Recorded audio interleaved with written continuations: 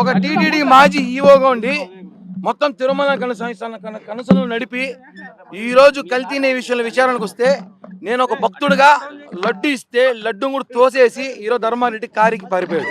అంటే అర్థం చేసుకోండి, ఆయన లడ్డు ప్రసాదం తీసుకోవచ్చు కదా, ఈ ప్రసాదాన్ని ఇస్తే ఆయన ఈరోజు ఆ ప్రసాదం నన్ను చూసి ఆ ప్రసాదం చూసి కారికి వెళ్ళిపోయాడు. అంటే ఏమని అర్థము, ఆయన తప్పు చేశాడు కాబట్టి విచారణ అయింది. ఆయన ఈరోజు ఈ లడ్డును చూడగానే ఆయన పారిపోయాడంటే దీని వెనకాల ఏదో ఉంది. ఎందుకంటే ఈ లడ్డు కుంభకోణం ఖచ్చితంగా ఆయనకు మనసు కలిసి వేసిందా, లేకపోతే లడ్డూను చూస్తేనే ఆయనకు కాదేమో అనుమానంగా ఉంది. నేను తీసుకోండి తిరుమల ప్రసాదం సార్, సాక్షాత్ మీ మంత్రి గారే లడ్డు బాగుందని చెప్పారు, టేస్ట్ చేయండి సార్ అని తెస్తే ఆ లడ్డూని ముఖాన్ని ఇసిరి కొట్టి ఆయన కింద పడేసి వెళ్ళిపోయాడు. ఇది కరెక్ట్ కాదు. వెంకటేశ్వర స్వామి ప్రసాదాన్ని ధర్మారెడ్డి అవమానించాడని ఖచ్చితంగా నేను చెప్పగలను. దీని మీద ఖచ్చితంగా మరొక పిటిషన్ కూడా అయిపోతున్నాయి కోర్టు ధర్మారెడ్డి మీద అని చెప్పి కూడా తెలియజేస్తున్నాను.